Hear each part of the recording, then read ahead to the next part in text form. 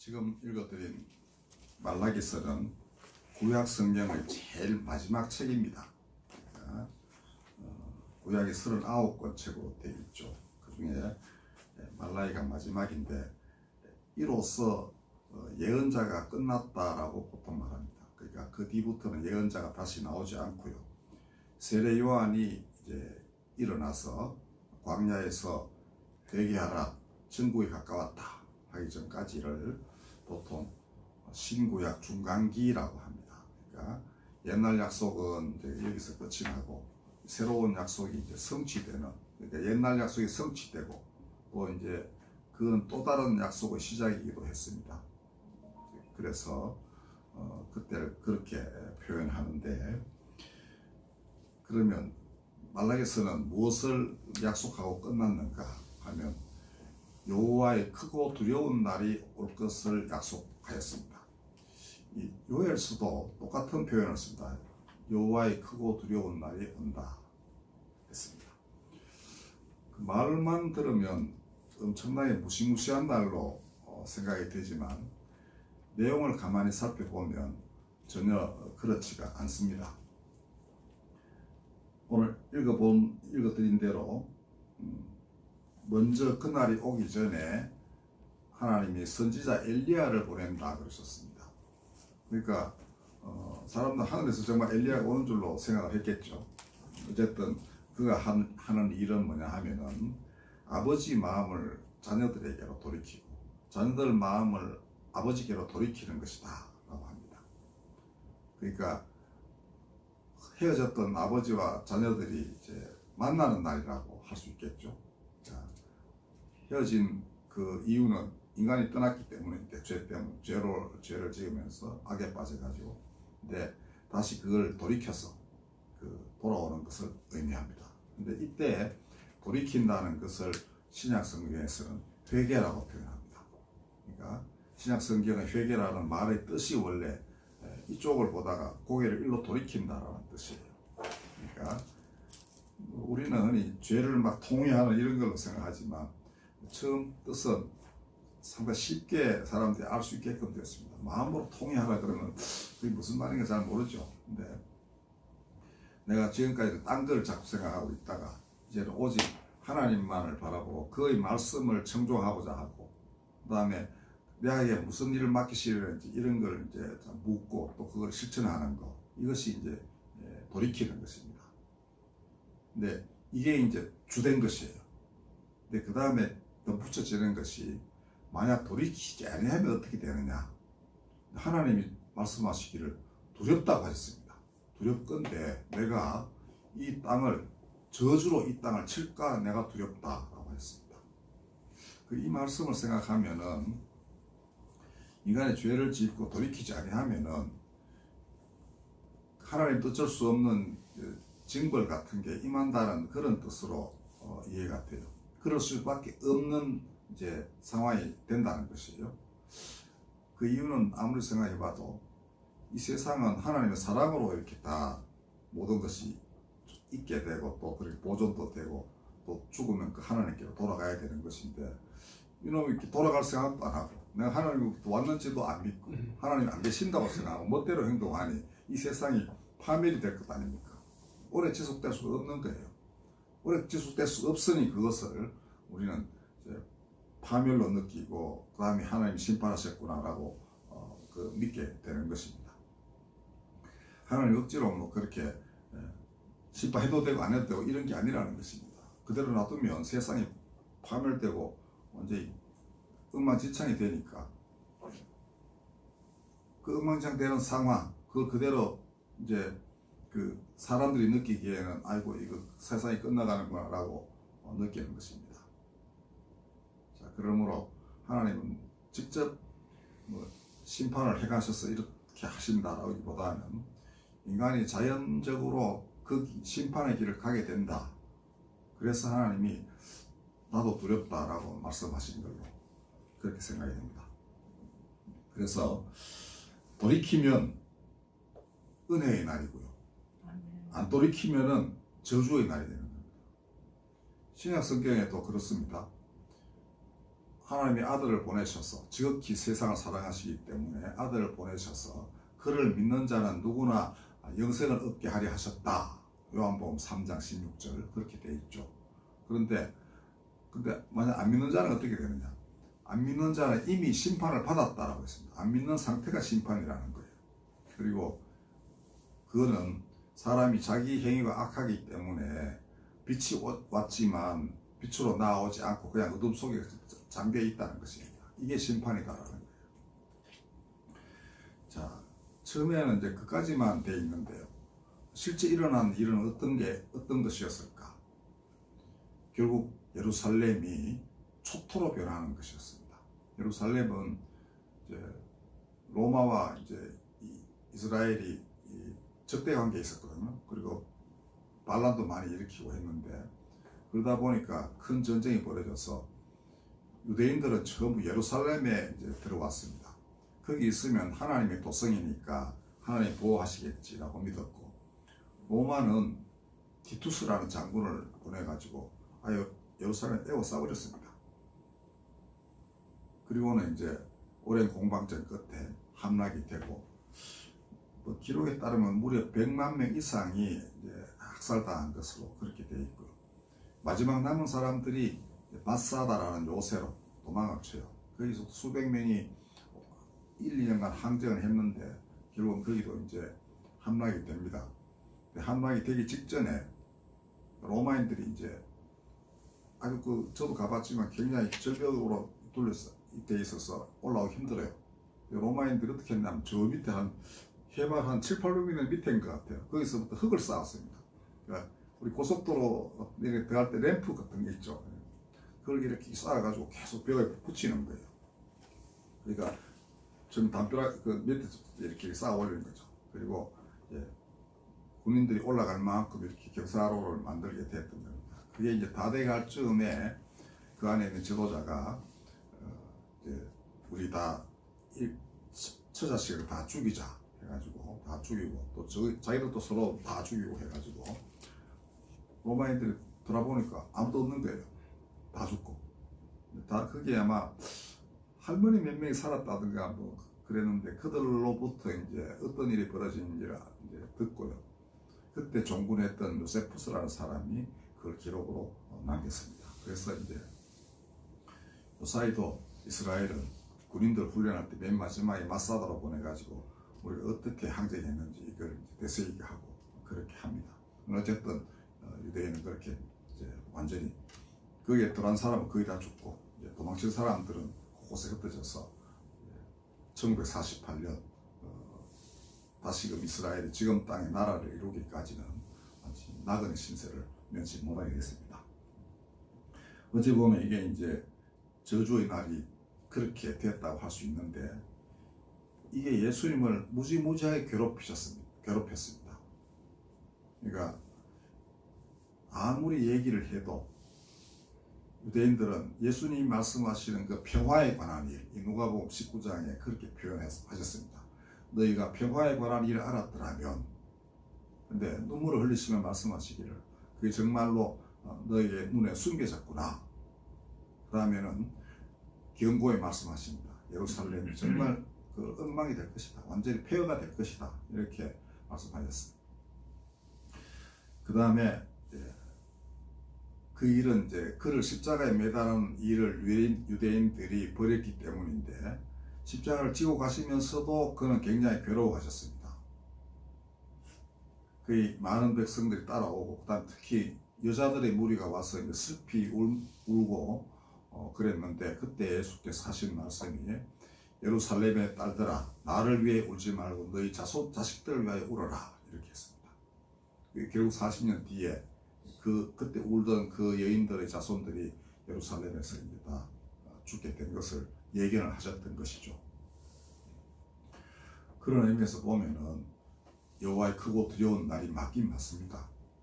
그러니까 참으로 하나님께 머리를 돌이킨 사람에게는 기쁨과 은혜의 날이고 돌이키지 아니한 사람에게는 정말 슬픔과 심판의 날이 되어버리고 말았던 것입니다.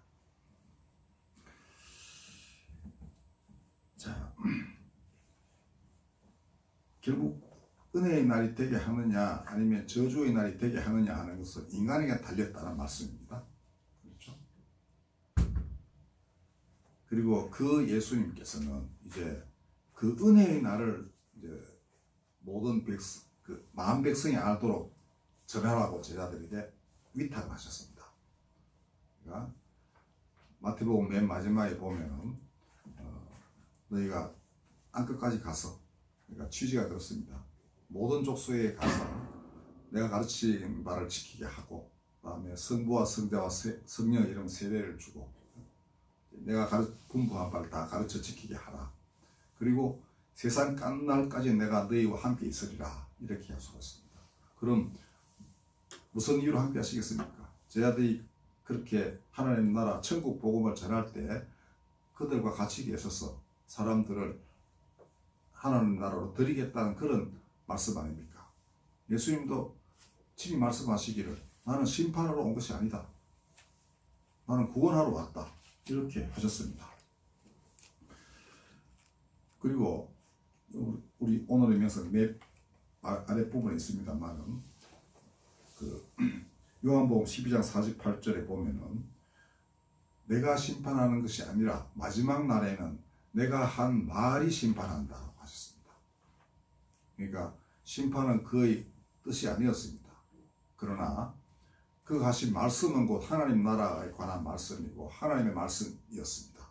근데 그 말씀은 천지가 없어져도 없어지지 않는다는 거예요. 그러니까 그 바로 말씀이 사람들 하나하나 갈라낸다는 것이죠. 너는 말씀을 따랐느냐? 아니면 말씀과는 상관없이 네 멋대로 살았느냐? 여기에 따라서 결국은 은혜와 저주가 갈라진다는 그런 말씀입니다. 이게 그분에게는 무지무지 고통스러운 일이죠. 사람들이 다 그를 따라 하나님을 알게 되면 얼마나 다행스럽겠습니다. 자, 말라기서에서도 돌이킨다는 걸 회개를 의미했죠. 다음에 세례 요한도 회개하라 천국이 가까웠다 라고 했고요. 예수님도 때가 찼고 하나님 나라가 가까이 왔으니 회개하고 복음을 믿으라 라고 하셨습니다. 마가복음 1장 15절. 그때 마지막에 복음입니다. 기쁜 소식을 믿으라는 거예요. 복음은 기쁜 소식입니다. 영어로는 뭐 거스플이라고 그러죠. 근데요, 기쁜 소식은 곧 그날은 은혜의 날이다라는 말 아니겠습니까? 그죠? 예수님도 결국은 은혜의 날이 오기를 그렇게 간절히 바라실 것이고, 그게 바로 말라기에게 하나님이 하신 말씀의 본래의 그 의미고 목표이기도 한 것입니다. 자, 그러면 이제 그가 땅끝까지 복음이 전파될 때까지 복음을 전하는 자들과 함께 하신다고 하셨는데, 그럼 지금은 어떤 때인가? 지금은 많은 그리스도인들은 땅끝까지 복음이 다 전해졌다라고 생각합니다. 근데 그보다 더 중요한 것은 아직도 못 들은 사람이 있긴 있겠죠. 예수께서 말씀하신 그 마지막 때의 마지막 때는 이미 그때 온 겁니다. 구원과 심판은 그를 믿는 자는 영생을 얻었고 그를 믿지 않는 자는 심판을 받았다라고 했으니 그게 이제 마지막 때에 이루어질 심판과 구원이에요. 그러나 이게 이제 주로 구원이 이제 사람들에게 미쳐나가는 그 쭉쭉 이렇게 뻗어나가는 그게 이제 지금까지 역사인데, 그 마지막에 이르러서도 똑같은 일이 벌어진다는 겁니다. 이때도 성경은 구원과 심판에 관하여 아주 엄중한 말씀을 남기고 있습니다. 예수님 생전에 하신 말씀은 마가복음 13장, 그다음에 마태복음 24장, 누가복음 21장 여기에 비슷비슷한 말씀들이 다 기록이 되어 있어요. 그러니까 뭐 움직일 수 없는 실제로 하신 말씀입니다. 그 다음에 부활 승천하신 뒤에는 반모섬에 갇혀서 강제노역에 종사하던 요한이라는 제자에게 또 많은 말씀을 하셨습니다. 그게 요한계시록입니다. 그 어느 것이든 간에 시간이 흐를수록 악이 더 횡행하고 사람들의 사랑은 식어져서 정말 그 큰 이제 선과 악 간의 싸움이 일어난다. 결과는 참으로 영과 진리로 하나님을 경배한 사람은 영생에 들어가고, 그렇지 못한 자들은 이제 정말 불못에 빠진다고 이렇게 되어 있습니다. 이걸 우리가 어떻게 이해할 것인가? 저는 사람 마음속에 있는 악이 결국은 다 소멸되는 그런 것을 불못이라고 표현했다라고 믿습니다. 그 이유는 이러합니다. 우리 인간 삶에 있어서 특히 20세기 되게 중요합니다. 그 전에 있어 보지 아니한 세계 대전이 2번이나 있었습니다. 어마어마하게 많은 사람들이 죽었습니다. 그 다음에 이어진 전쟁도 또 있었죠. 6.25를 비롯하여 베트남 전쟁, 그 다음에 여러 전쟁들이 있었는데 그 이전의 전쟁과는 피할 것 없이 많은 사람들이 상당히 악랄하게 그 죽음에 이르렀습니다. 후유증도 되게 심각했습니다. 베트남에서 혹은 캄보디아에서 전쟁 이후에 죽은 사람마다 각각 수백만 명씩이 됐습니다. 우리 북한에서는 교회가 거의 씨가 마르다시피 많은 사람들이 순교를 했죠. 그 외에 뭐 기근, 지진 이런 게 전쟁이 일어나면 당연히 그 기근이 뒤따르는 것입니다. 그리고 빈부격차가 자꾸 심화되는데도 불구하고 많은 돈이 흘러다니는 곳에서 그 부가 가난한 나라 쪽으로 흘러가지 않는 게 지금의 현실입니다. 누가 말했습니다. 유럽 월가는 이제 돈의 중심지예요. 근데 월가에서 아프리카까지 가는데 하루도 안 걸려요, 비행기 타면. 근데 돈이 일로 가는 데는 수십 년이 걸려도 안 간다는 것입니다. 이게 인간 마음이 그 다 가로막기 때문에 안 가는 거 아니겠습니까? 지진이나 화산 이거는 뭐 여러분들 아시다시피 최근에 많았죠, 그죠? 미국에서도 뭐 허리케인도 있고, 이 아시아 쪽에서는 쓰나미에다가 뭐 일본 원전 이런 것도 지진 같은 것도 있고.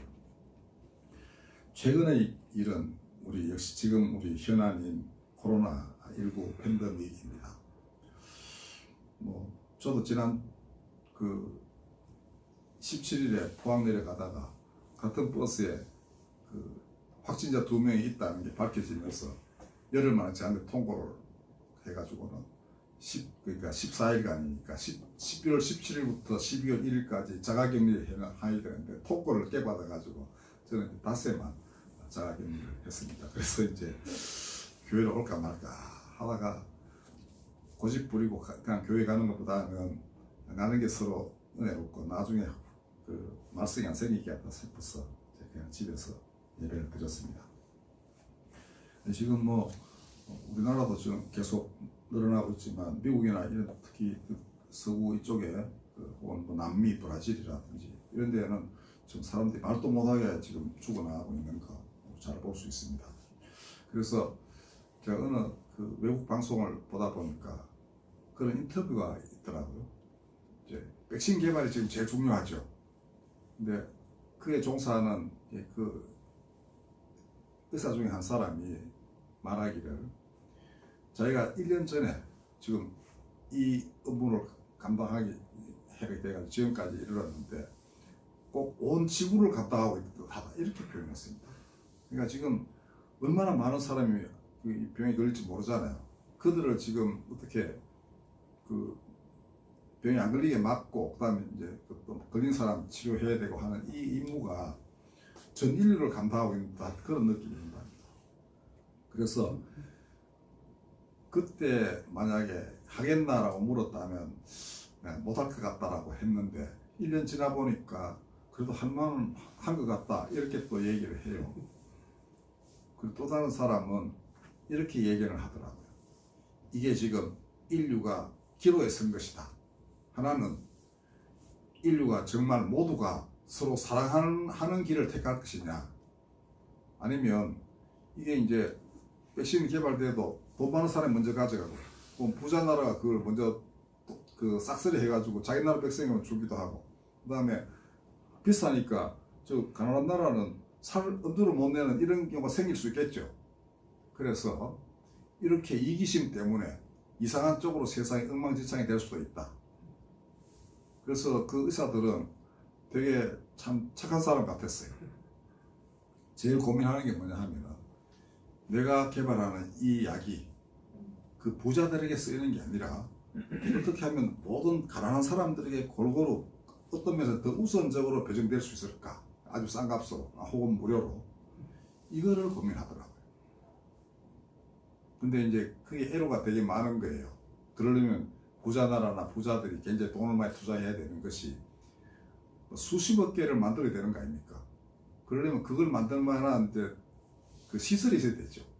시설이라는 건 먼저 땅부터 구매하고 그 다음에 거기에 이 약을 제조하기에 합당한 설비를 또 해야 되겠죠.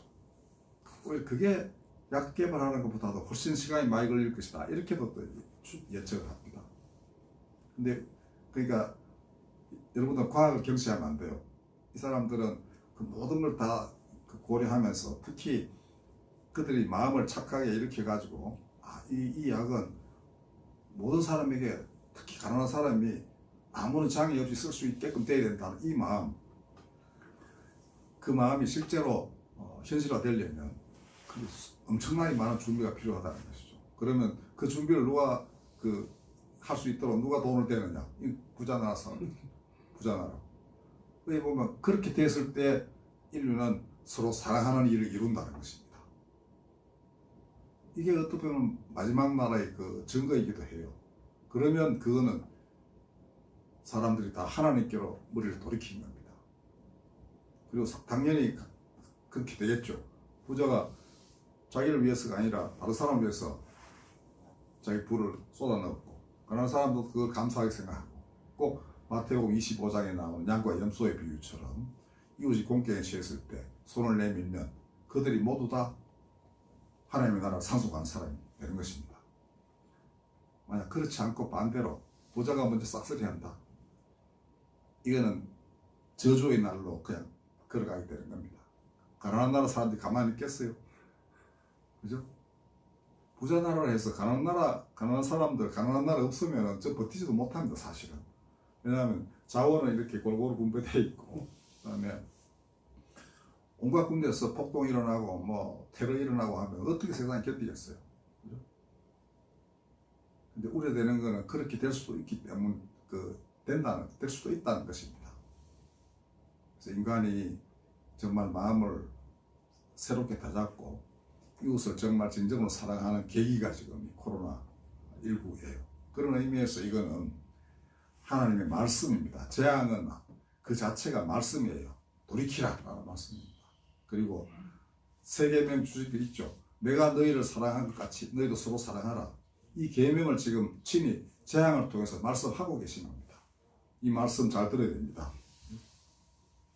그 말씀은 영원히 없어지지 않는 말씀이기 때문입니다. 그리고 이미 말씀은 임하고 계십니다. 이 모든 시대의 징조들이 회개하라는 하나님의 말씀임을 알아들을 때 인류에게는 새로운 길이 열리고, 그건 예수께서 말씀하신 복음이 세상 끝날까지 이루어지고 모든 사람이 하나님의 말씀 따라 사는, 그가 가르친, 그가 분부한 모든 것을 지키는 그러한 그 일입니다. 오늘의 대강절을 맞이한 우리의 입장도 그렇습니다. 진실로 그의 말씀이 이 모든 현상들을 통해서 사람들에게 울려 퍼지고, 그래서 사람들 마음이 하나님께로 돌아가는 것, 이게 어찌 보면 코로나를 이기는 가장 중요한 힘이고 오직 그것만이 길일 것입니다. 아멘. 아멘. 아마 초기에 그런 얘기 있었어요. 이탈리아 어느 누군가가 의사인가요? 내가 지금까지 하나님하고 아무 상관없이 살았는데 이거 정말 하나님께 기도해야 되겠다, 뭐 이런 얘기를 한 사람이 있었습니다. 그러니까 이번 위기를 정말 그 구원의 계기로 삼는 거야말로 가장 바람직한 것인데, 하나님이 또한 많은 사람들에게 그러한 영감을 주시리라고 믿고 성령의 도우심으로 반드시 인류가 그 길을 가기로 우리 스스로 기도도 하고 노력하기를 바랍니다. 아멘. 기도하겠습니다. 은혜의 날인가 저주의 날인가, 그것은 오직 사람 손에 달렸습니다. 사람 마음먹기 따라 하나님께 돌이키면 은혜가, 돌이키지 아니하면 저주가 이 말이니, 하나님 부디 십자가에 달리신 예수, 그를 통해 주신 그 사랑으로 모든 사람을 당신에게로 돌이켜 주시옵소서. 아멘. 우리 주 원하신 것도 바로 그것이옵니다. 내가 들리면 모든 사람을 회개로 이끌겠노라. 그 약속 꼭 이루어 주옵소서. 아멘. 우리 주님 예수 그리스도 이름으로 감사하며 기도드렸습니다. 아멘.